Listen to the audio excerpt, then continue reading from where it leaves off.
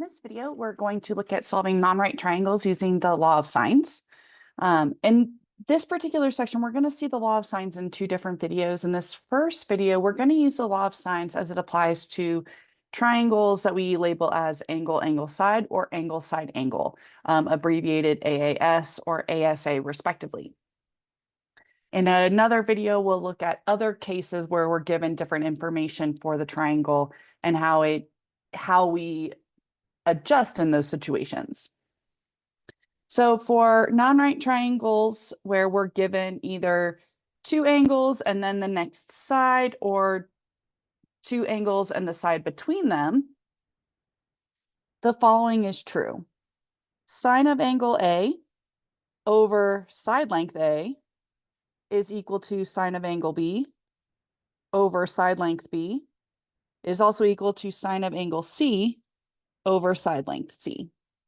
And we're going to set up proportions using two of these fractions to solve right triangle or to solve triangles. All right, so let's look at our first example. Solve the triangle ABC if angle A is 37 degrees, angle B is 48 degrees, and side length C is 18 centimeters. Round the values to the nearest hundredth. So we want to set up a triangle with these values.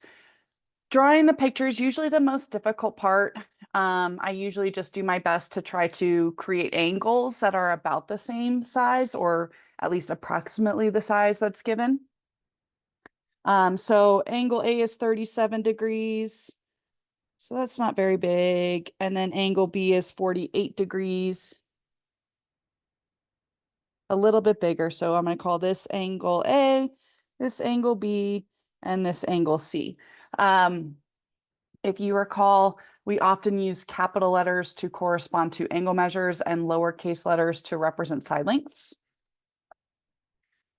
I'm going to label my values. A was 37 degrees, angle B was 48 degrees, and I can very easily solve for C now as well.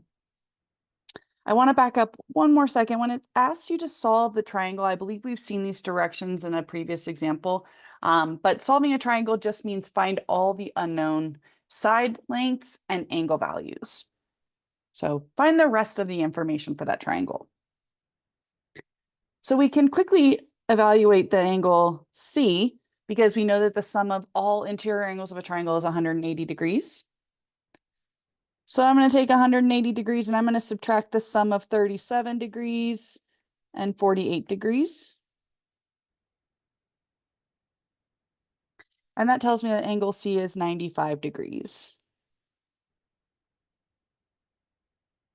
On this figure, I also know that the side length C, so the side opposite angle C, is 18 centimeters.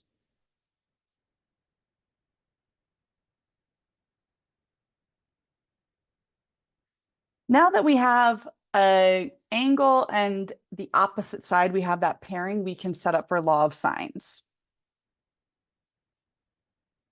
Sine of 95 degrees over 18 centimeters is equal to, I'm going to evaluate for side length A first. So the angle opposite side length A is 37 degrees over side length A. To solve this proportion, we're going to cross multiply. So we get A times sine of 95 degrees is equal to 18 times sine of 37 degrees. And then to solve for A, we're going to divide both sides by sine of 95 degrees.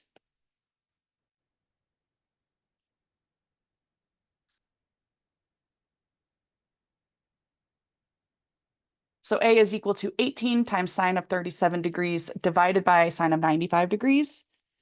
And if we plug this into our calculator, double check the mode, make sure that you have your calculator in degrees, not radians.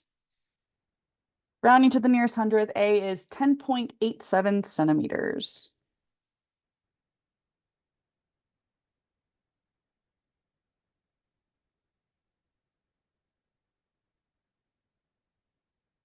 Now to solve for side length B, we're going to have to use the law of sines again because this is not a right triangle, Be cautious, don't fall into the trap of trying to use the Pythagorean theorem, because again, the Pythagorean theorem is only applies to the sides of a right triangle, and this is not a right triangle. So we're going to set up a similar proportion to solve for side length B. I'm going to keep the given measurement, so sine of 95 degrees over 18 centimeters, as my proportion that I'm going to set it equal to. Just because there was no approximating there. Yes, we did have to evaluate and find the missing angle 95 degrees, but it's less likely we're going to make an error there than when we're starting to deal with these more complex equations and decimal values. So sine of 95 degrees over 18 centimeters is equal to sine of 48 degrees over side length B. Now we can cross multiply and set up our equation and then divide. At this point, we might be comfortable enough to just set B equal to its final expression before putting it into our calculator. And what I do for this, just to simplify this process, give myself one less step, I start with the two sides that are going to multiply that don't have any unknowns. So this is 18 times sine of 48. And then I know I'm going to divide by whatever whatever B was multiplied by. And that in this case is sine of 95 degrees.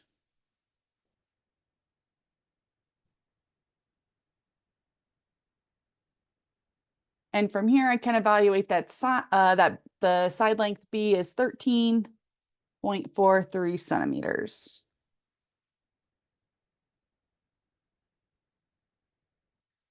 Now, one comment I wanted to make before moving on is just checking for the reasonableness of our answers. In a triangle, it can be proven that the length of the side corresponds to the size of the angle. In other words, the longest side in a triangle is always going to be opposite the largest angle. Likewise, the smallest angle is always going to be opposite the shortest side. So we can see that if we're looking at our angle measures for angles A, B, and C respectively, that the side lengths increase because our angles A, B, and C increase from least to greatest. So just a way that you can verify that you haven't made some mistake. Doesn't necessarily tell you if it is not true, then you've made an error somewhere. Maybe that's going to be hard to find, but it's better to know that something is wrong than to have no idea that something is wrong.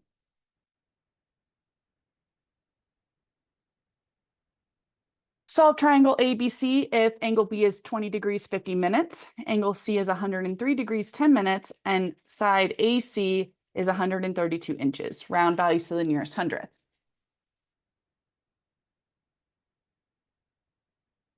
So I'm going to start by setting up my triangle. Angle C is an obtuse angle, so I can kind of sketch that in my figure. So I'm going to go ahead and set up my angle C, and then connect those two. Again, these are sketches, but the more accurate we can make our sketch, the easier it's going to be to compare the picture to the work that we're setting up. I'm going to call this top angle, angle A, and this bottom right angle, angle B. Now my angles are given in degrees minutes, so I'm going to go ahead and convert to decimal degrees. Angle B is going to be 20 plus 50 divided by 60, or 20.83 degrees.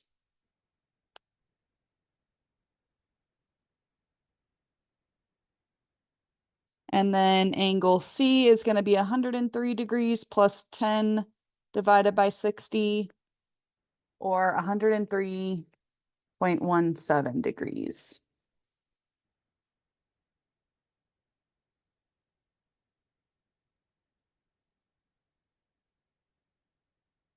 We're given that side length AC is 132 degrees. Now that I've named my vertices on my triangle, labeling that side is going to be much easier. It's also segment AC is side length B.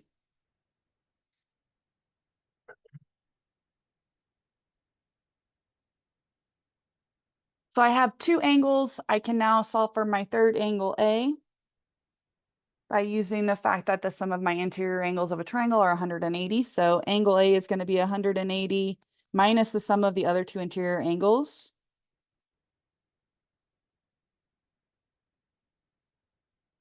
That tells me that angle A is 56 degrees.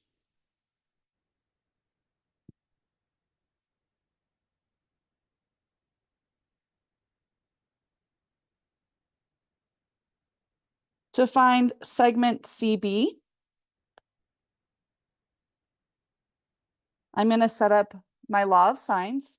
I know that sine of 20.83 degrees over 132 inches is equal to sine of 56 degrees divided by side length CB. Now, if you wanted to call this side A, you could do that. I'm just being consistent with the way that this triangle is labeled in the directions. Using that cross multiplication, side length CB is going to be 132 times sine of 56 degrees divided by sine of 20.83 degrees. We plug this into our calculator, we get 307.74 inches.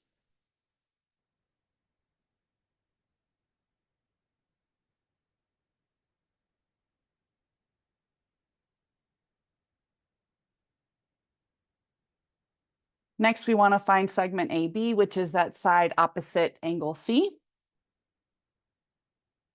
We're going to do sine of 20.83 divided by 132 is equal to sine of 103.17 degrees divided by segment AB. We cross multiply and divide. We find that segment AB is equal to 132 times sine of 103.17 degrees divided by sine of 20.83 degrees.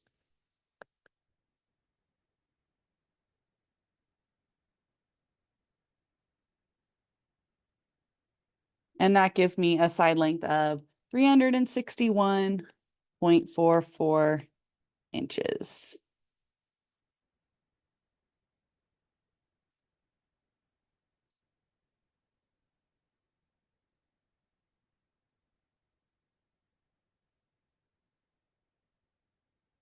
Next, we're going to look at finding the area of a non-right triangle if we have side angle side information. So we're given two sides of a triangle and the angle between them.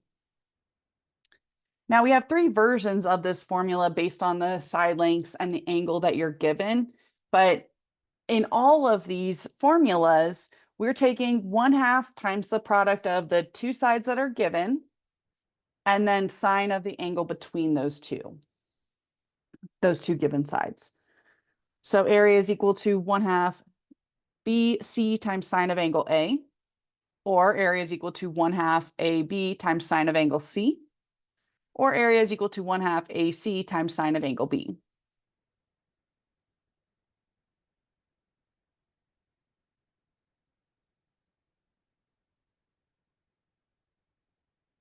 Find the area of the triangle below. We're given two sides, lengths 16 and 10, and the angle between them is 30 degrees. So rather than naming the vertices and naming the sides of this triangle, if we think about the fact that, again, those formulas always give you the product of 1/2 times the two side lengths that are adjacent to one another, and then sine of the angle between them, we don't need to memorize all three of them. We just need to know how to set up the formula. So in this case, the area of this triangle is going to be 1/2 times the two sides, 16 times 10, times sine of the angle between those two sides, which was 30 degrees.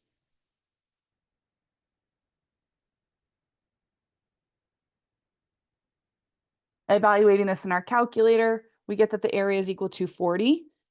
And we're going to just put units squared here. Anytime we're dealing with area, it's going to be our units squared. Since we weren't given specific units, we'll keep it generic and just say units squared.